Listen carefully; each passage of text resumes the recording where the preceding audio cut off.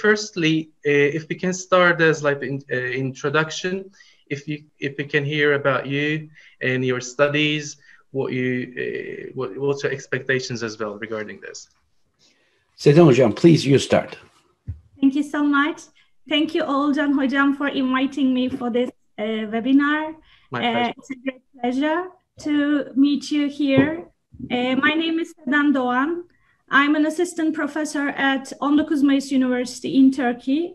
I completed my undergraduate, master and PhD degrees at Akdeniz University in Antalya. I worked in different hotels and travel agencies in Antalya between 1996 and 2013. At the same time, I completed my master's degree and completed my PhD in 2016. I am here at the University of South Florida, Sarasota Manatee, with Dr. Cihan Cobanoglu. I applied for a postdoctoral research scholarship for a postdoctoral scholarship at Scientific and Technological Research Council of Turkey. My project advisor is Dr. Cihan Cobanoglu. We are conducting research about hotel technologies, in-room technologies, robotic applications, and different technologies in different areas such as hologram technologies, wearable technologies. I am here at the US for almost 6 months. So far, so good. Thank you for having me here, Dr. Cobanoglu. It's a great pleasure. That's all I can tell. Thank you, Hocam. So Cihan Hoca is very popular as well, especially in tourism, and we've been following his work and articles, especially in tourism. We would like to hear about him as well for the audiences. Sure, thank you. Thank you, Ogulcan, also very much for inviting us here. We are happy to share whatever we know with whoever would like to learn. My name is Cihan Cobanoglu. I'm from Istanbul. I was born in Istanbul. And then I had my Bachelor's of Science degree from Tourism Management School in Mersin. Used to be part of Çukurova University at that time, but now known as the Mersin University, Mersin School of Tourism Management. After I finished my degree, I started working in international chain hotels, Ramada, which was part of Marriott at that time. And then I moved to London for about a little bit short of 2 years.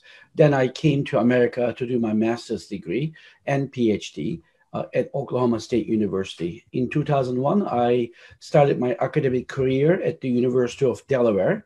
And then I moved back to Turkey for 2 years. I worked at Mersin University and Bilkent University for some time, and then came back to America.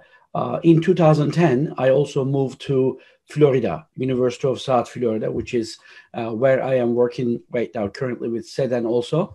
And here I'm working as a professor and also the director of M3 Center, which is a center for hospitality research. My research area, just like Seden has expressed, that is the impact of technology in tourism industry in general, specifically in hotels and restaurants. Thank you, Hocam. Thank you. As you're from America, you have a chance to observe and explore like what's going on with Corona at the moment. And as we can see from abroad, the numbers are it's getting more, and also we're worried about it as well. And can we talk about it? What's your expectations, or do you think it's getting worse, or is it going to stop? And we heard like nearly 35,000 people died because of this like recently, and also the cases are getting higher and higher. So I would like to hear more about, especially you're in the States, and also you can see face to face what's going on at the moment in there. Okay, happy to. Seden, please start, and then I will continue.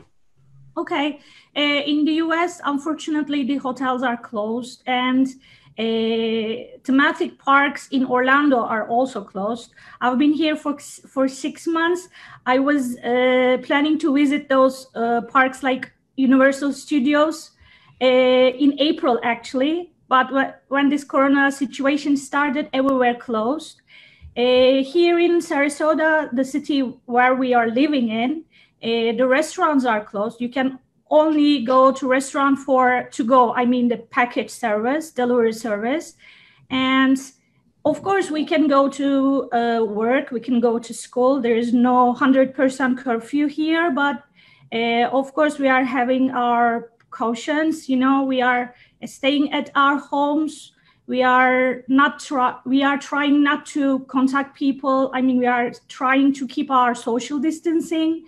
We are going for grocery shopping, but I believe things are gonna get better, but I don't know when. And Ogulcan, I want to add to what just Seden said, is that you're right. In America, situation is very, very bad. Unfortunately, the numbers are increasing every day, that I even stopped looking at numbers because it depresses me. Last time, I think it was more than 600,000 cases. As you said, more than 33 or even 35,000 deaths right now in all around the United States. And Florida, I think more than 25,000 cases, also close to 1,000 deaths just in the state here. But the interesting thing is that despite that, again, we are not scientists in medical area, so we can't tell, but we are just telling what we read from media, just like anybody else, is that we are not at the peak yet. But yet, our President Trump yesterday said that he's going to open the country in May 1st, which is, I think, in my opinion, very, very dangerous to be able to say a date like this without making sure that everything is in line. You know, one of the things that my brother is a doctor, and I talk to him often, especially during these days, because he's my trusted, guide in corona-related news. What he is telling me is that for this to happen, yes, you can, Sweden is one of the countries that they don't practice social distance. If you look at if you have anybody from Sweden, if you look at their Facebook or social media, you will see that they go to restaurants and etc. But the way to do this, it's possible, but you need to have very fast and effective testing quickly before you go to any places. Probably you also heard yesterday, I heard Emirates started fast test of corona before you board the plane.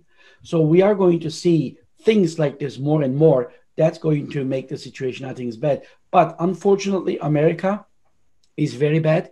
And the main reason, just like Seden has said, there is a curfew right now in America, but it's a partial curfew. You can go outside, you can walk, you can take your dog to walk, or you can go with bicycle. When people know that I can do anything I want, then it becomes less effective. Therefore, the grocery stores, the markets, you name it, all these places are. Plus, now there's a new movement in America, which just started a few days ago, protesting the social distance. There are some people who don't believe in science, who don't believe in social distancing, and they are protesting. Just, I think in Michigan, they were trying to protest the Michigan governor, outside of governor. They all came together, they hugged. They said that this is a hoax, which obviously we don't agree. I don't agree, at least personally. I understand. Thank you, Ogulcan.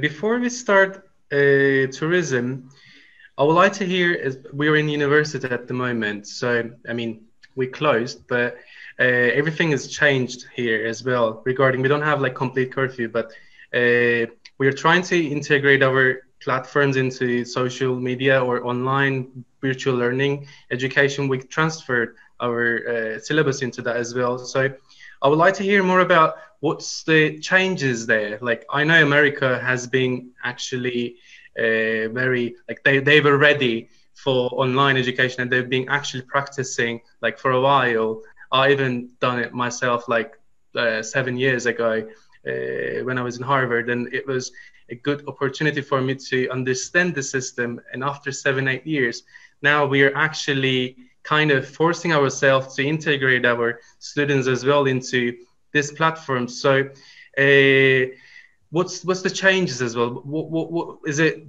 like? Were you doing this like before as well, like online, or was it very fresh for you? Like, I would like to hear about the educational differences and the cultural as well.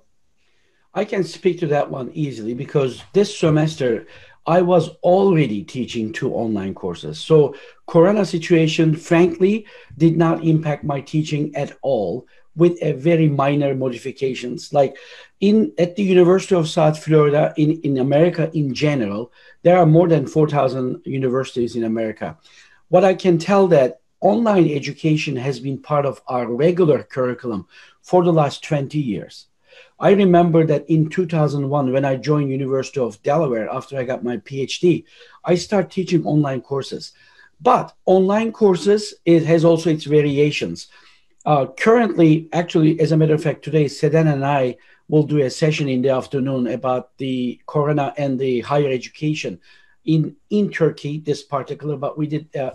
So what I would like to say is that most American universities already have been integrating online education into their regular curriculum. For that reason, I think that switch was not as difficult as other countries like Turkey, for example. I don't know about Cyprus, but I know in Turkey, those professors who have been teaching face-to-face have been teaching like this for 30 years. And all of a sudden, in 1 week, they said, change everything to online.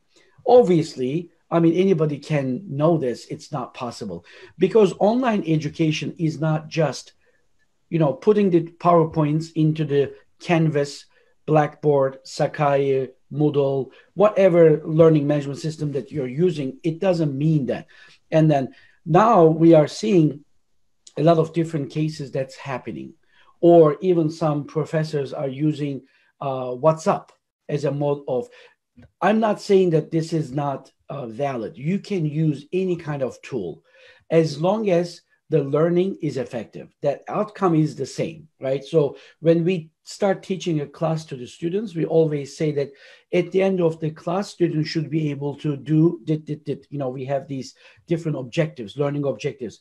If you can achieve that, I don't care if you do it from the moon or using WhatsApp or Skype or Zoom or whatever that you're doing. It is possible, but it takes time. Online education takes time. It takes a lot of time investment. And I am one of the believers that online education can be as good as face-to-face education. In some cases, it can be even more effective. But Seden probably would agree with me, is that in tourism, there are some, we are professors of tourism. There are some courses that require practical skills. That's difficult. That's challenging even before Corona. After Corona, it's even more challenging. But how are you going to teach somebody how to cook? How are you going to teach somebody how to make a sauce, or work in a restaurant? So those are still going to be things maybe, Seden, I don't know what you think, but maybe virtual reality, augmented reality may come into picture now, right? What do you think? Exactly.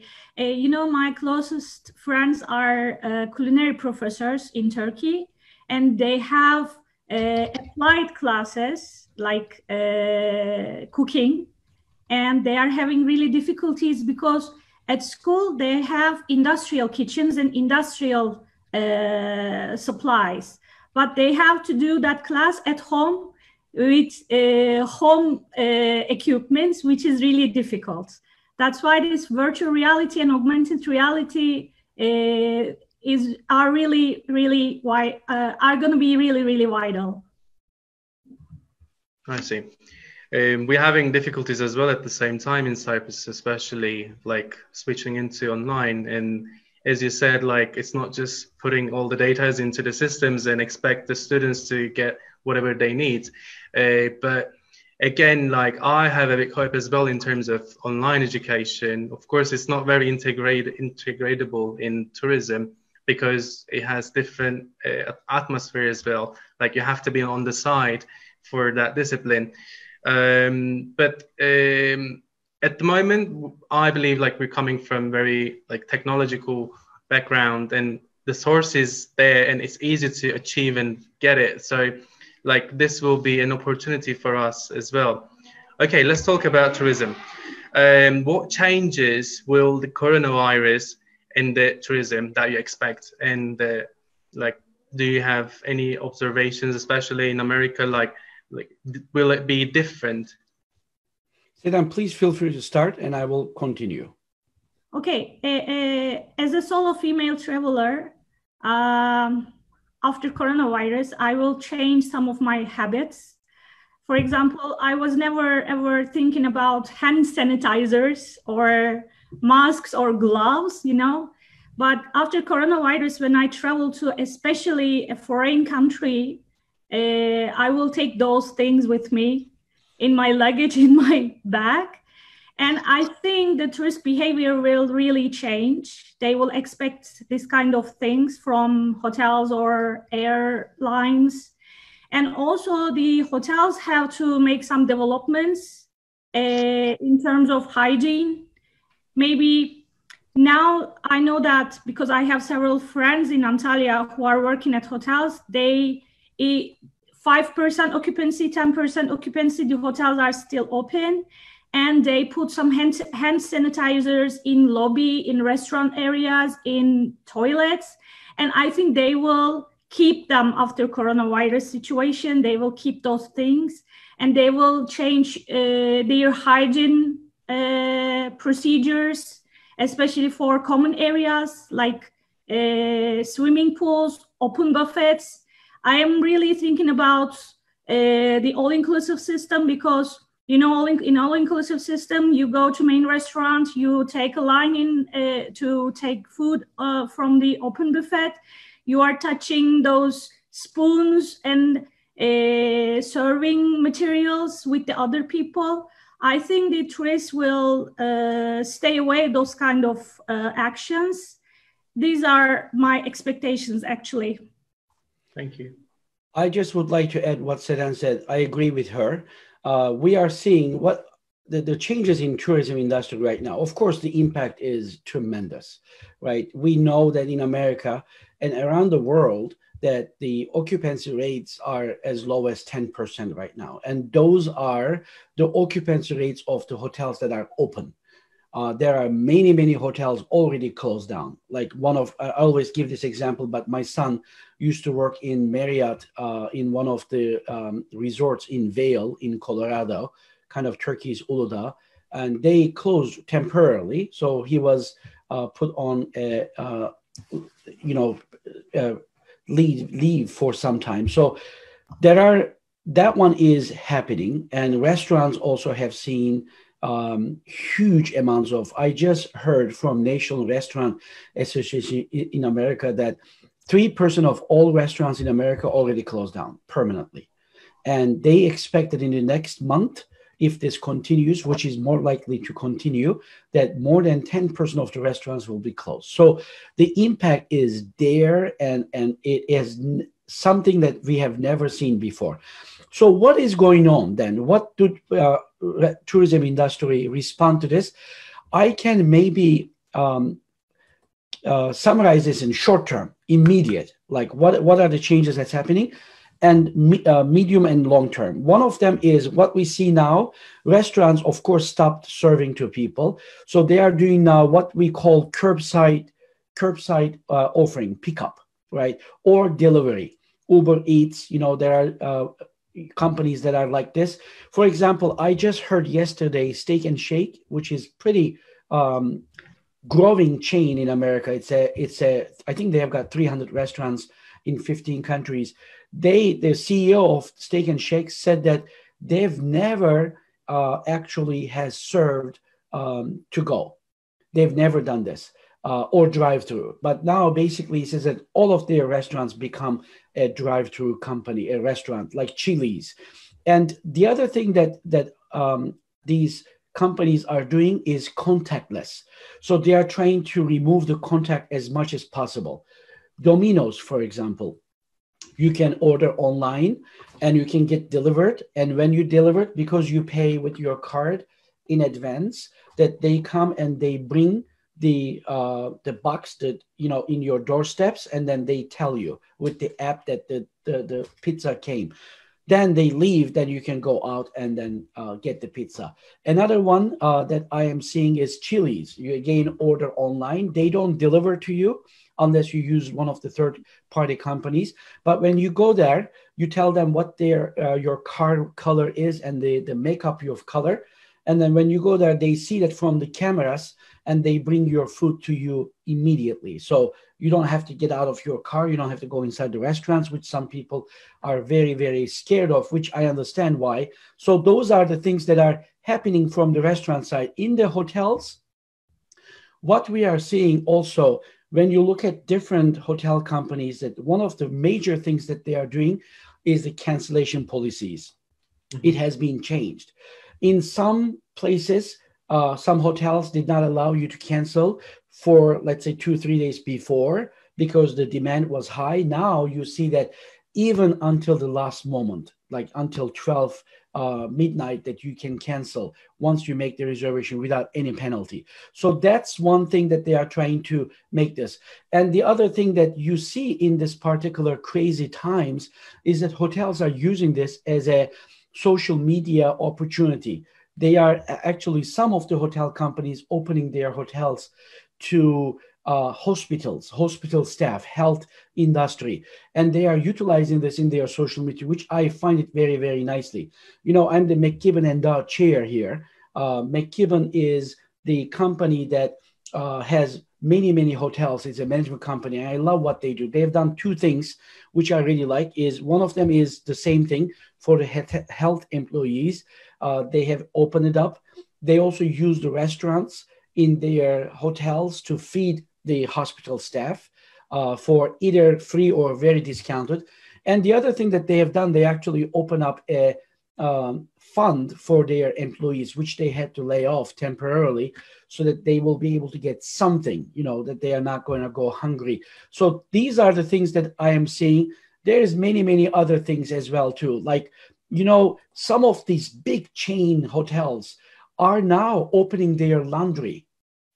They are cleaning. You know, in China, I was looking at some examples, Shangri-La hotels. Shangri-La hotels, as you know, top of the line, right? They are their ADR. Now you can actually order from Shangri-La restaurants as to go pick up, or you can actually send your shirt to their laundry, because they specify that if you bring your shirt to me, to my dry cleaning, that you are going to get virus free. So things like this, we are seeing things that we have never seen before, but these are all, another example is Hilton hotels.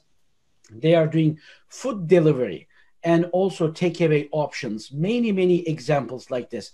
So tourism industry is reacting to it, in my opinion, very nicely. And, you know, tourism industry is resilient, right? I don't know if you guys know or not, but I used to have a toy when I was little. The underneath was like a round bounce back. So you push, it goes back and comes back, goes back and comes back. I don't remember the name of it. There was a Turkish name for it, but anyway, it's like a bouncer. Huh? Hacı Yatmaz. Hacı Yatmaz, yes. In Turkey. You had one. So tourism industry is like Hacı Yatmaz. That's bouncer back. This is not the first crisis that our industry has seen. Many times similar things happen. I shouldn't say similar, but crisis has happened, because we have never seen something like this in the entire history, I think, of tourism industry. But it will come back. It's resilient. It goes back. You know, right now, I always say, and I'm going to finish up by saying this, is that currently tourism industry is under the water up to here. We are under the water here. The issue right now is to keep the head above the water so that they don't drown. That's the idea. Okay, thank you, Hoca. You mentioned a little bit about like what are actually the changes in America and the other hotels as well. But what's your suggestions of like what are the plans that the countries should make in the coronavirus process, like during this process? What you recommend them, or individual, when you check them individually, what's your recommendations? You know, I can just continue and then say that you can add up whatever you would like to do. What I would like to say is that right now, sanitation is the biggest thing. Everybody, health, right? Maslow's hierarchy, you know, always says that food, but health even becomes earlier than that one. So what hotels, restaurants, all tourism companies must do, travel agencies, everybody right now should focus on sanitation. I have seen some examples from China. You know, China is recovering right now, right? So it is, and also China is hope, even though it was the kind of like distraction for us for some time. Wuhan, China, it was all negative. Now I see China example as a positive because it gives us hope. Why? It shows us that this virus can be beaten, and then the industry is going to round back. Not just the tourism industry, but the entire, all industries are going to come back. So from that perspective, the examples that we see in China is, again, Shangri-La hotels, Hilton, Hyatt, Marriott. They are actually doing some short social media campaigns that show what do they do in their room. How do you clean? I gave this example. I have one of my recent graduate students. He finished his school. He's going to go to another state in America. We were talking. It will take him 3 days because he's going to go across to the country. He told me that, Professor, I'm not going to stay in hotels. I said, why? He said, I'm going to sleep in my car. Why? He said that because I don't trust that pillow. What happens if there was somebody there in that hotel, those hotels that are open, that had corona, and then I will get it from that pillow or the sheet or the blanket or the seat. So what the hotel industry should do, or tourism industry in general, what do they do to ensure that this is corona-free? Remember, I'm sure that almost everybody have seen, when you go to the hotel bathrooms, toilets, you see that there is usually a seal. It says that this toilet has been sanitized for you, right? Yeah. Why? Because many people don't see it. They don't trust it's clean, right? When we don't see the microbe, if corona was something that we could see, like I see your beard, your handsome face, or Seden's beautiful face, if I could see it, I would never go, right? If I see in a grocery store, there's people with corona, I would just go out. It would have been so easy to, protect ourselves, but we don't see it. What we don't see, we don't believe. For that reason, hotel industry, tourism industry, in my opinion, should make corona virus visible. What do I mean by this? They are not going to show the virus, but they can tell people that I have done everything I can to make sure that I can guarantee you that this hotel room, this restaurant, this food that I'm giving it to you, this bus that I'm putting you to transfer, this plane that I'm going to take you is corona-free. What are those steps? One, sanitizing. Rooms needs to be cleaned in a very different way. And also record this, document this with social media. Show people that if you come to Marriott hotels or my hotel in Cyprus or whatever hotel that is, look, I am going to clean the pillows maybe. We had a panel, Seden and I hosted a panel a couple of days ago. They suggested this, which I loved. Maybe the pillow should be vacuumed. You know, like sometimes you go to hotels, they have these one-time use plastic cups, which you need to open it up to show people that this cup has been used only by you. Same idea. Maybe those pillows are going to be in that. The blanket, you need to tear it up, show that it has been cleaned. Similarly, food needs to be the same way. Similarly, like Emirates has just started to check people for corona before they board. Things like this are going to be extremely important for two reasons. One is to increase the confidence in consumers because everybody is scared right now. The whole world stopped. So those are some observations that I see from them. Seden, anything else you want to add to this?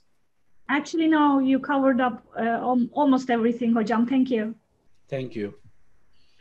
Okay, Hocam, thank you for your answer. By the way, Türkçe söylemek isteriz.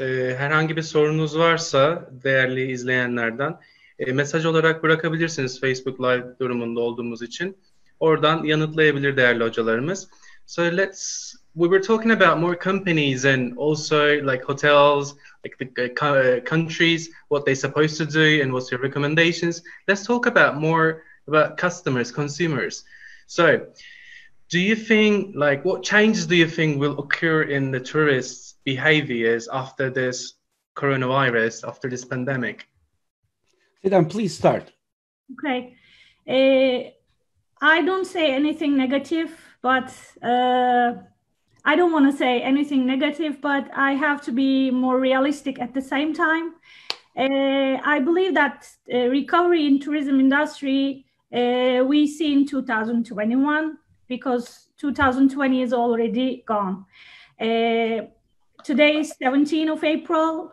Most of the companies, I mean, most of the hotels should be open by today, especially in Turkey, because season is starting at the end of March and beginning of the April.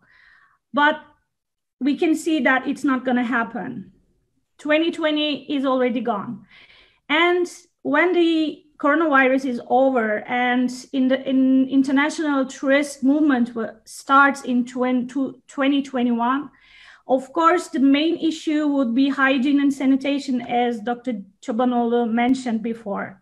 The people would like to know more about what kind of hygiene and sanitation procedures are done by the companies, by the hotels. And also this fear, I mean, this fear of coronavirus or this fear of being sick will remain.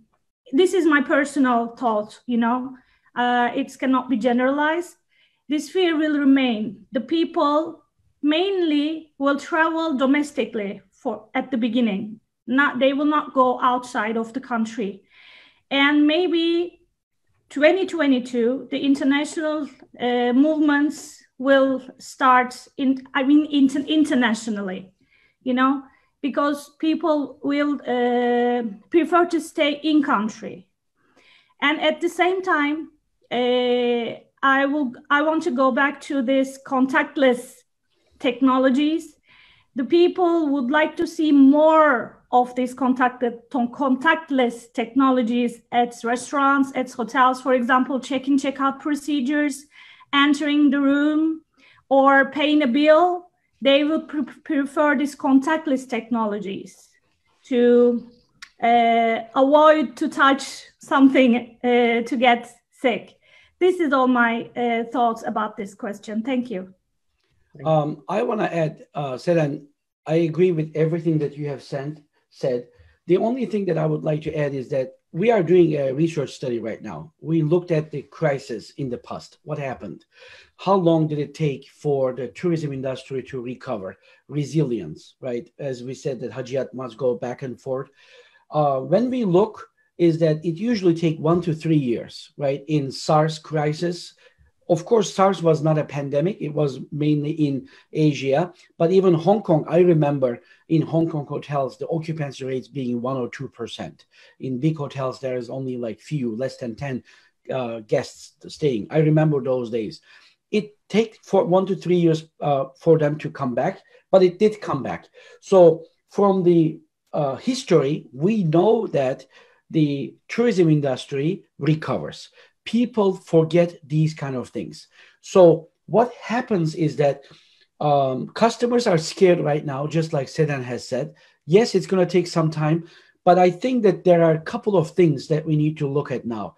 One is that in the world, more than how many people? 2 million people, I think, in the world has been impacted by corona. So those people have created antibodies, right? So they are more, at least they are believed to be more resistant to coronavirus. So there will be two sides of the population, one who have developed those antibodies, which we can test, even though I may not have the coronavirus, but I may have those antibodies. So those people are going to be free to travel. So the first thing, and the other one, I think, in my opinion, is the millennials are going to be the first ones, in my opinion, to bring the travel industry back. Why? A, they are younger. B, they don't really believe that corona will impact them. And they are ready to travel even now. So it was so hard in Turkey, as you know, there is a curfew for the people who are younger than 20. It's very hard to keep them inside or whoever, younger than 30. So those are the two things that's going to happen.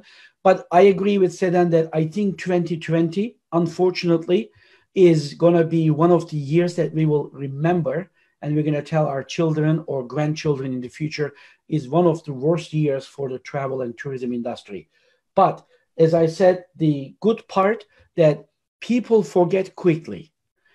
When things get back to normal, hopefully soon, that people are going to forget and they are going to start traveling as soon as possible. Meanwhile, just like what I have said earlier, that these kind of things needs to happen, that hotels and restaurants and airlines, travel companies, travel agencies needs to practice sanitation rules and bring this to the upfront of their offerings. Before, what did we show? Like Cyprus, what do we need to see in those advertisements? We see this beautiful hotel, beautiful beach, and nice casino, right? So that's what, but now that message has to be altered a little bit. Maybe a beautiful beach, but that we have social distancing. So we don't put here, or you need to reserve your space in the beach. You can't just go anytime you want.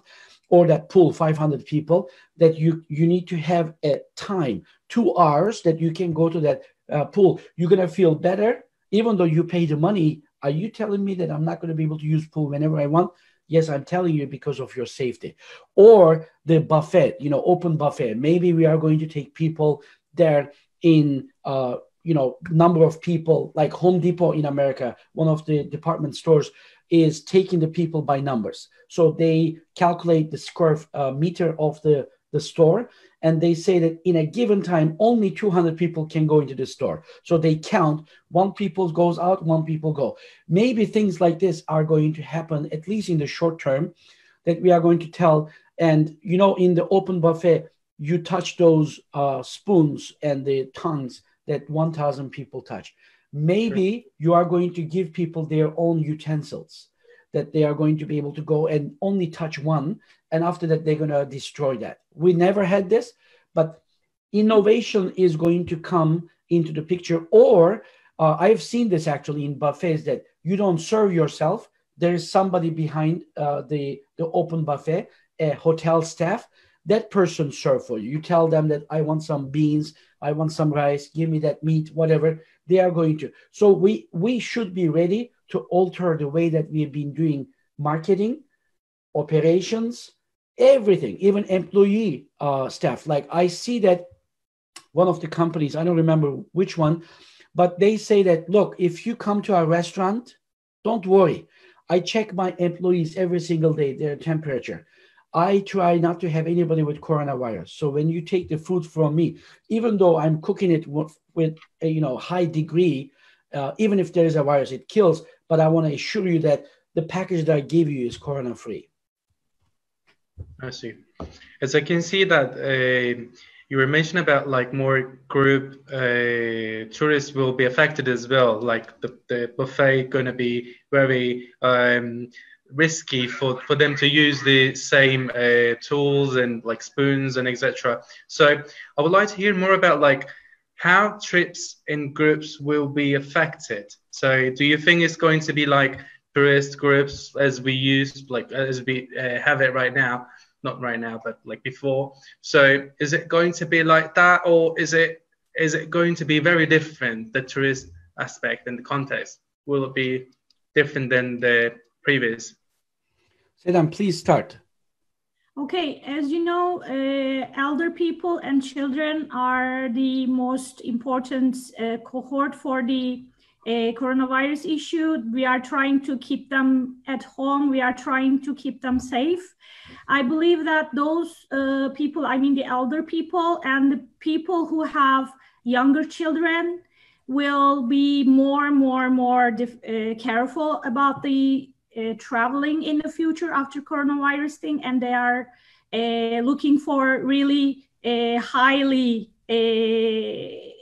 precautions, and they are looking for more hygiene, more sanitation from the hotels and from the airlines. Maybe they will not travel for a while. This is my thought actually about this question. Yeah, I agree with Seden, and I want to add one thing, that this mass tourism is going to change forever, in my opinion. Even after Corona is finished, people have this fear now in their mind that there's infection can happen. So in my opinion, the way that we are going to handle this is just like similar to what I have said before, that we need to bring some kind of limitation to the numbers of people being in one place. Again, also, like, for example, these people, mass tourism, that we bring tons of people with charter planes and they go into transfer bus, shoulder to shoulder, and thousands of people check into the hotel at the same time and check out, and they go eat, are going to change. So the companies that are going to bring solutions to this in the short term, I think, are the ones that are going to survive and stay long. To give you an example, just like I said, for example, changing the way that you serve your customers, your guests in this open buffet places or the pools, or that one is going to be different. And also fast, rapid check of coronavirus will be utilizing everywhere. Today, we just seen this in Emirates. Currently, technology, I guess it takes 15 minutes for the test to come. In my opinion, that the technology is going to be developed soon, that it will be almost instantaneous. And then you'll be able to go to a hotel, people will be tested. If you show that you don't have corona, or you had corona before, you have got antibodies now, that you'll be allowed to go in there. So the group tourism, the mass tourism must change. And I see this for countries like, North Cyprus and Turkey, which aimed in bringing more and more people, while the revenue was declining, is going to change. We need to create a strategy that's going to target high-level experience, less people, but higher spending. And in my opinion, I think that's going to be the solution, at least in the short or medium time. I see. Thank you, Hocam. It was very good answer, actually, because at the moment in Cyprus as well, we are kind of worried what's going to be in future, especially even if we have a solution for corona, and tourism is not very clear for us to see what will be, and obviously this will also create a social phobia for us as well. Do you think will it be like this, like people get scared to go somewhere else, or to go on a holiday, or to stay in a hotel? As you mentioned, it will be like different. So do you think it will be, we will have this social phobia, or scared to go on a holiday?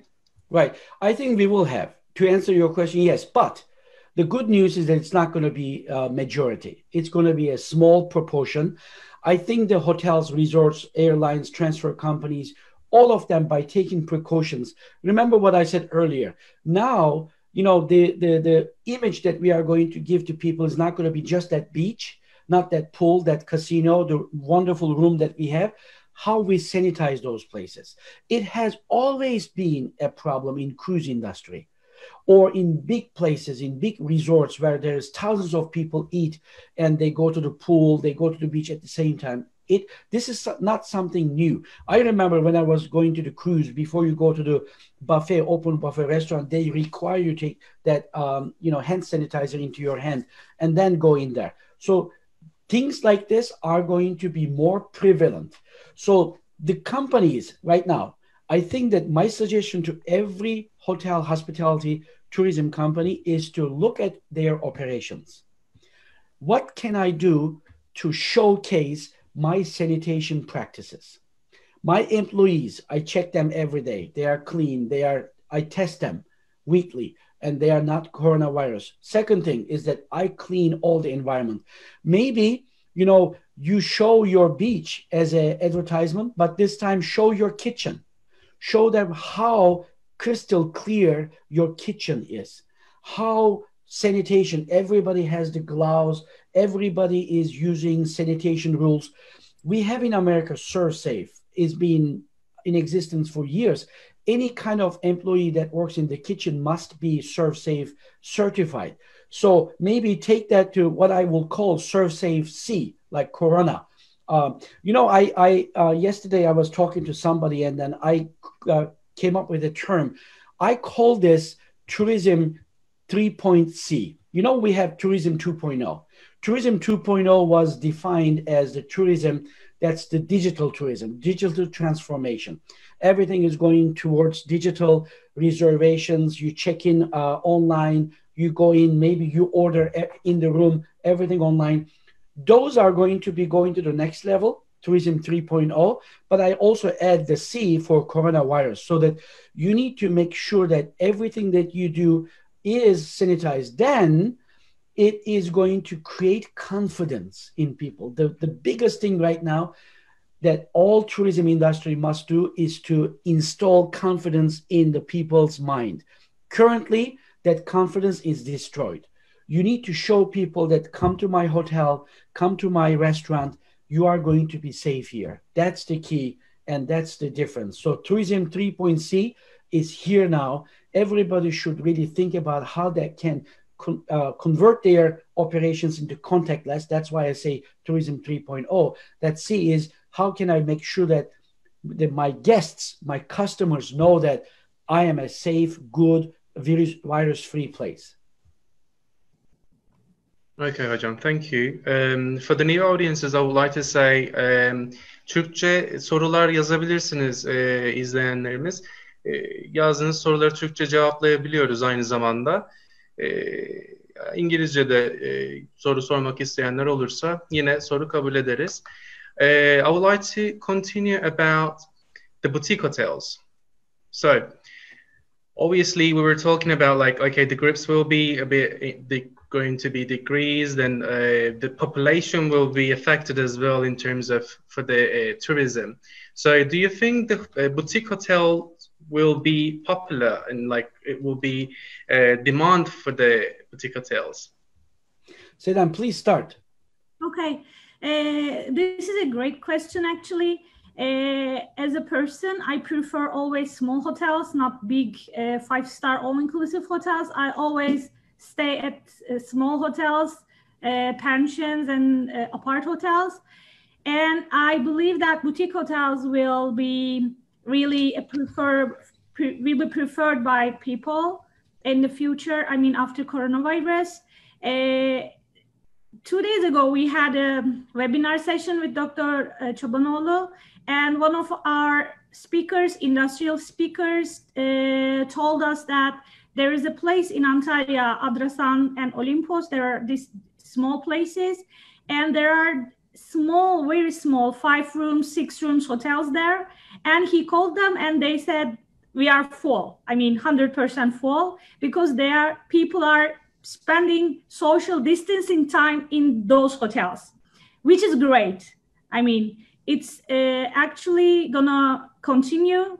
Those kind of small hotels, boutique hotels, 20-room, 10-room hotels will be preferred by the people after coronavirus. They will prefer to stay in those kind of hotels. And I just want to add to Seden, I agree with her. Boutique hotels, I think, are at an advantage right now. They need to utilize this strength. They need to bring this up to the level that, hey, look, if you come here, you're not going to be part of 1,000 people. Here's what we do. But what I say for boutique hotels can also be same for bigger hotels, because you can practice sanitation in places like that as well. By being creative, by showing people, creating that confidence level, that's going to be good. You know, airlines right now are putting, not taking anybody in the middle seats, like they are doing social distancing right now. So again, and Emirates are checking people to go in before they board the plane. Things like this, I think, is going to come. What I want to tell everybody is that this is going to be over.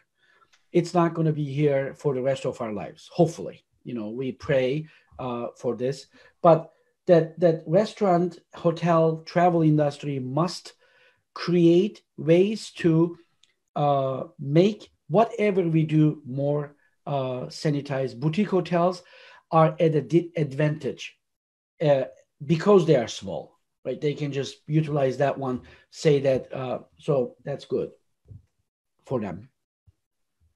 Okay, Hocam, thank you for your answers. Also, Seden Hocam was mentioning about like all-inclusive deals. I mean, in Cyprus, actually, our tourism, the hotels that they offer is more all-inclusive. So, do you think this will be different as well after coronavirus? Like, do you think tourists will move away from all-inclusive deals, or like, what's your expectations? I can just say easily that all-inclusive is also Cyprus, Turkey. There are countries like this that has a huge amount of all-inclusive hotels. In the short run, I think all-inclusive is not going to be something that people are going to think immediately. Okay, it's going to take some time. For that reason, that's why I'm saying that all-inclusive, this is the reason that all-inclusive hotels in Cyprus and also in Turkey should utilize this time to change their strategy. What I've been telling for years that all-inclusive hotels, at least in Turkey, I didn't study Cyprus, so I can't speak for that one, but that's been undersold, which means that the amazing facilities that we have, they've been selling them for very, very little.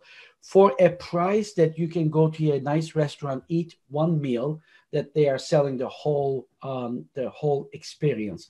In my opinion, I think this should change. It should be in such a way that all-inclusive hotels create some tiers. If you want to come to this hotel, here is what you will get for this price. So maybe they can be utilized. So what I'm saying is contrary to what a lot of people are expecting. Drop your prices so people come. I'm actually suggesting that they should increase their prices, but give them value. Say that, look, in our all-inclusive hotel, instead of the full capacity, we are going to take only 50% occupancy. So at no time that there will be no more than, let's say, 500 people in my hotel, normally 1,500 or 1,000. This allows you to be able to use the pool much more social distance. I can now assure that your rooms are going to be sanitized 100%. So my housekeepings used to clean 17 rooms in one day. Now they're going to clean only 9 rooms. They are going to do deep cleaning every single day that you are going to be there. So if they do these kind of things and then also even increase their prices, I think that people are going to pay more for that particular peace of mind, that this place that I'm going is not going to do a lousy job with sanitation. It's going to be, in my opinion, I think it's an opportunity for all-inclusive hotels. At the long run, I think it will come back to what we see, but it always that Tourism 3.0 will be here, in my opinion, for the rest of our lives. Seden, do you want to add anything?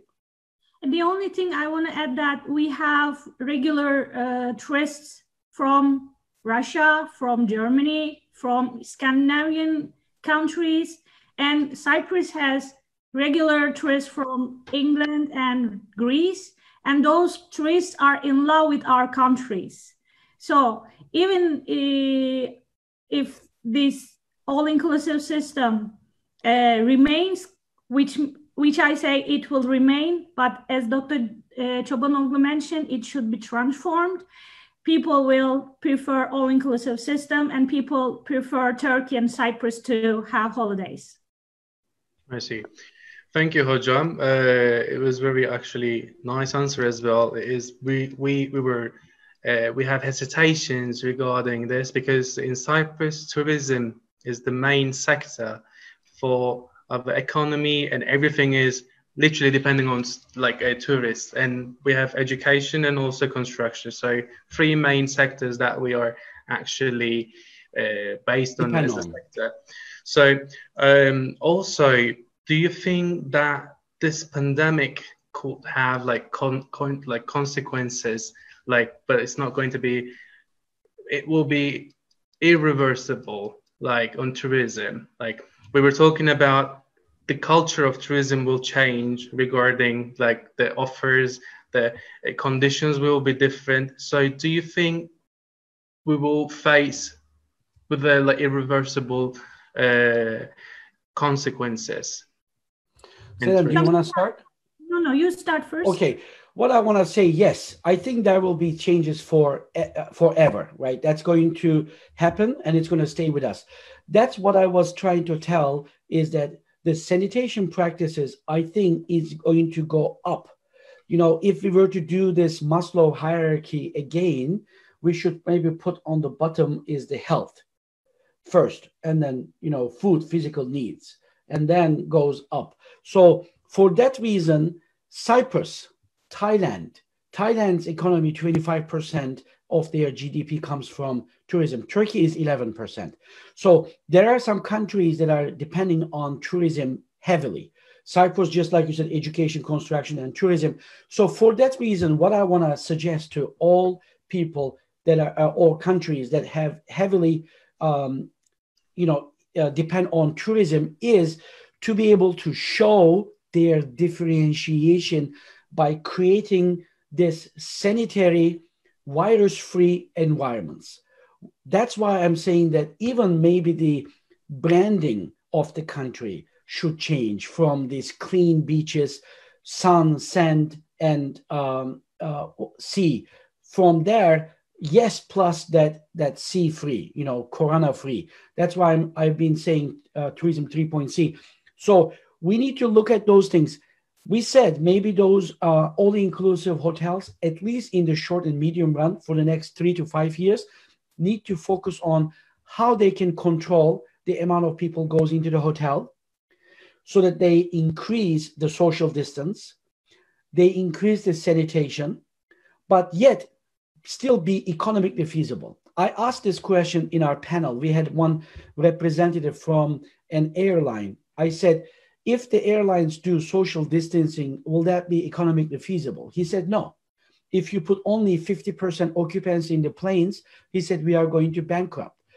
Maybe we're not going to do that yet. What are we going to do? Just like Emirates, test everybody before. So the airlines is going to say to you that don't come 2 hours before for international flight, come 3 hours before or 4 hours before, or bring me your corona-free from the doctor on the day of the travel, or 1 day, 24 hours. So you will go to your doctor before you travel, show that you're corona-free, and then go. Things like this is going to happen, at least in the short term. But your question is long term. Is that going to happen? I think that sanitation, this taught everybody that health is everything. We always say that, right? In our conversations, we always say, you know, health is the most important thing because everything else becomes not important. For that reason, everybody, hotels, restaurants, travel agencies, airlines, must create strategies to increase that confidence in people's minds that it is safe to travel. And it's going to happen. Believe me, it's going to happen. This is not going to continue like this, because if we cannot solve this problem, the world will stop. I mean, it's not sustainable economically. You know, Trump is trying to reopen the country. It's gonna happen with the fast tests that are coming, and also all these precautions that we have been telling from the beginning of this webinar for the hotels to focus on sanitation. Okay, Hocam, do you want to add anything else regarding this, or? I want to add a small thing, but from a different perspective. Because of this coronavirus, you see that Mother Nature is started to heal itself. And when I saw the dolphins in Venice, I was really jumping in the room. Oh my God, dolphins are back.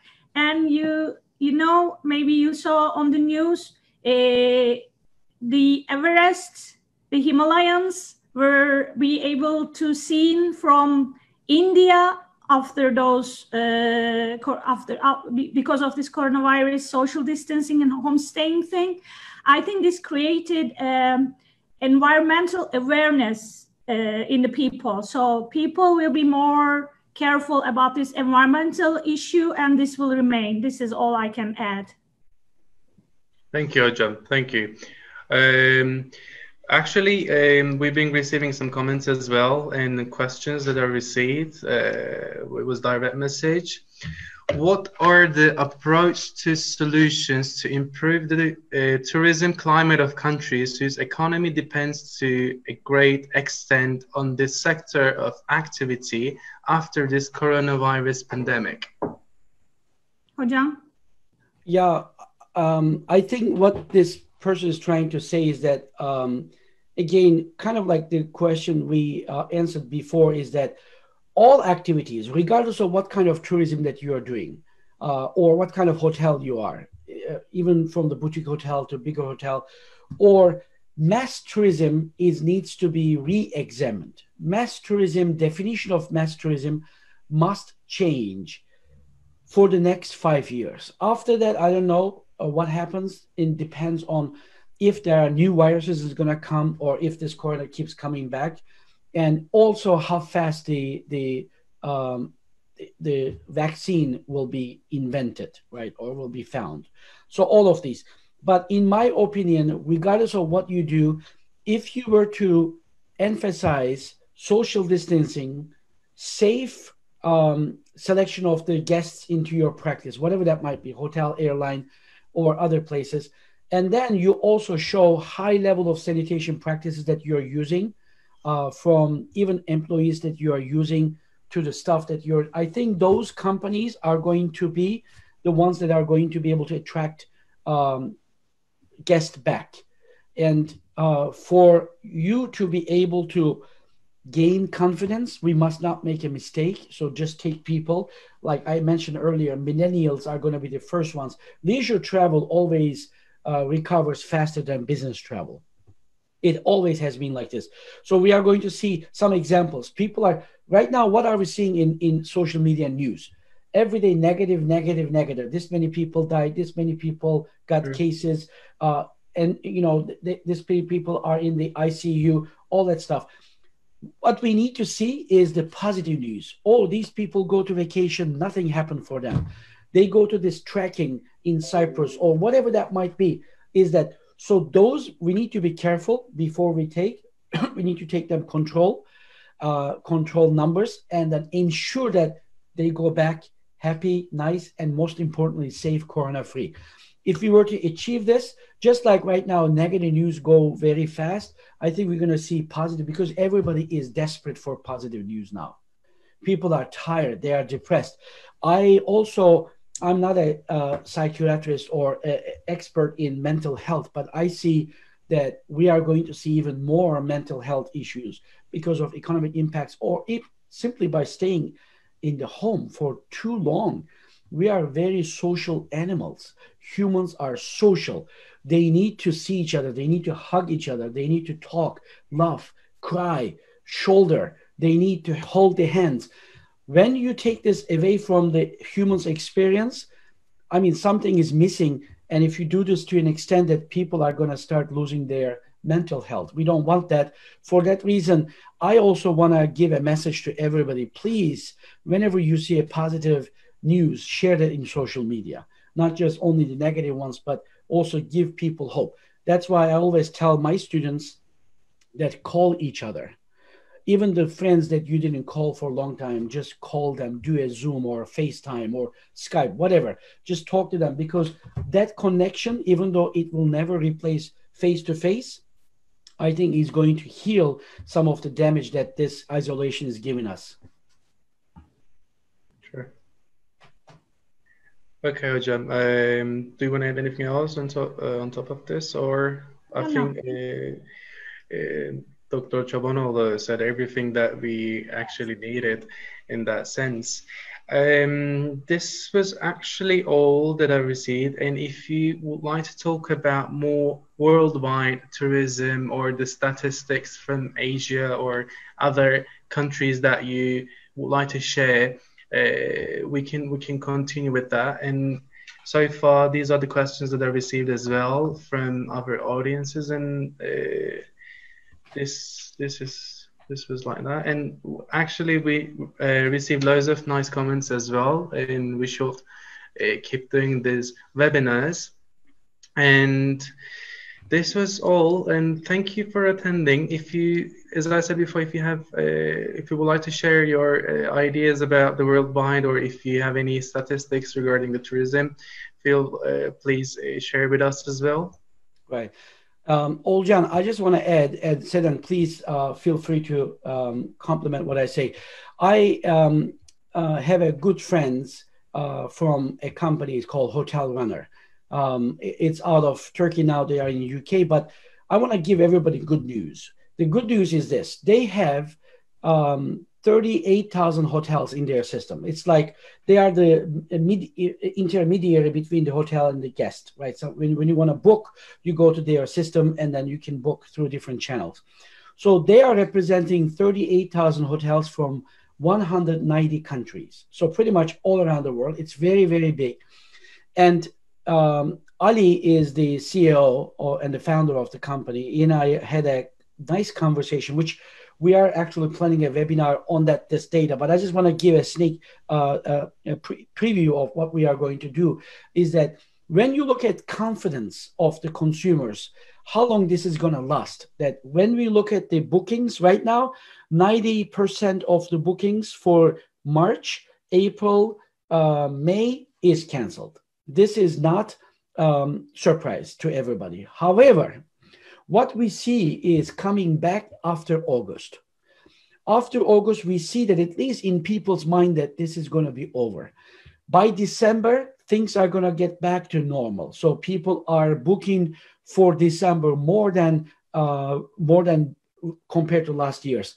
But one thing that is important, which I mentioned in the beginning of this webinar, that hotel companies or travel companies in general must have flexible policies for cancellations. Should tell them that don't worry, come and buy. For example, for Cyprus, for all these all-inclusive hotels, tell people that come and book now, and for the next 3 to 6 months you can come to my hotel anytime you choose, as long as there's availability, and then you can cancel up to last minute.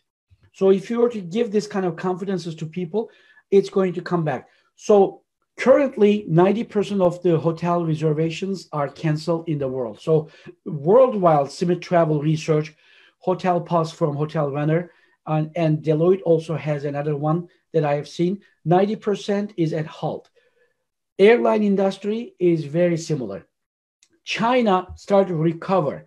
1/3 of the Chinese workforce is allowed to go back. So it's still, universities are still closed there because they are taking it very precautiously. And I think that leisure travel and the business travel in China, the way that it's starting to increase, that hotels do not see now zero in their balance sheet for the first time, that they see some kind of activity, is a very good indication that the rest of the world is going to follow that soon.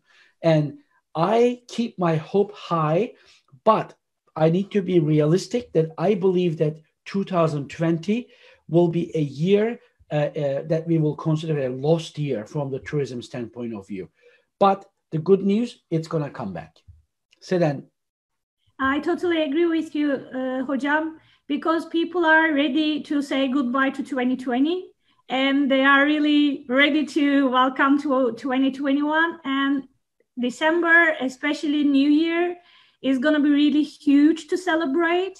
And I believe that in December, people will go to hotels to celebrate this coming New Year. And the other thing is, the other thing I want to say, that we were worrying about this over-tourism before coronavirus. And now we are not talking about over-tourism because we are not talking about tourism. We cannot talk about tourism. This is a great time to reconsider the strategies about our country's tourism strategies. This over-tourism was really big issue for some countries, especially Spain, Italy, and they were saying that don't come to our country, don't come to our city. And after coronavirus issues, I believe that they will change their strategies and will be ready to welcome people. and I am also having positive thoughts about that, and we will be traveling in the future. Thank you. Hopefully. Thank you for attending this webinar, hocalarım.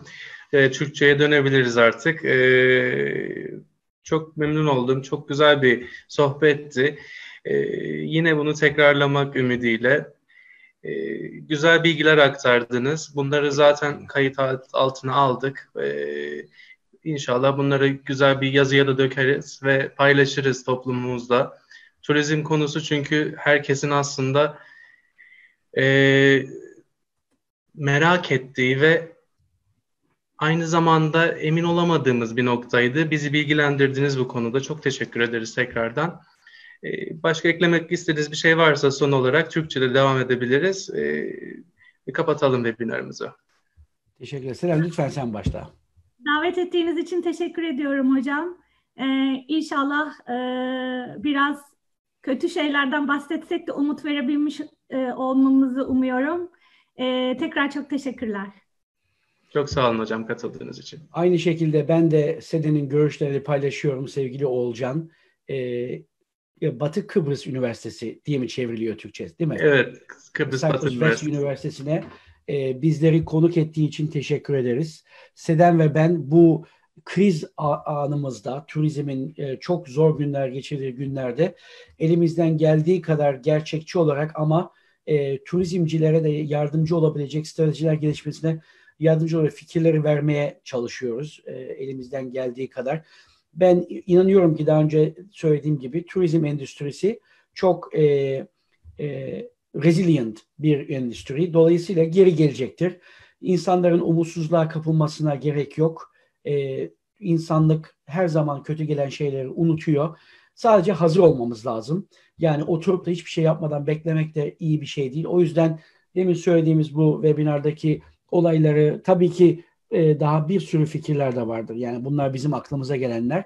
Onları eğer uygularlarsa, en azından o konularda düşünürlerse çok faydalı olacağı kanaatindeyim. Tekrar teşekkürler. İzleyenlere de çok teşekkür ediyorum. Bayağı da izleyen var. Aynı zamanda ben bazen Facebook'a da bakıyorum. Onlara da teşekkür ediyorum. Ben de Florida'dan güzel, sıcak, denizleri tertemiz olan Florida'dan güzel Kıbrıs'ımıza, yavru vatanımıza da sevgilerimizi gönderiyoruz. Hoşça kalın. Çok teşekkürler hocam. Önümüzdeki hafta yine bir webinarımız olacak. Yine farklı konularla devam edeceğiz. Katıldığınız için çok teşekkür ederiz. Sağ olun. İyi çalışmalar hepinize. Sağlıklı günler dilerim. Çok sağ olun. Görüşmek üzere. Bay bay.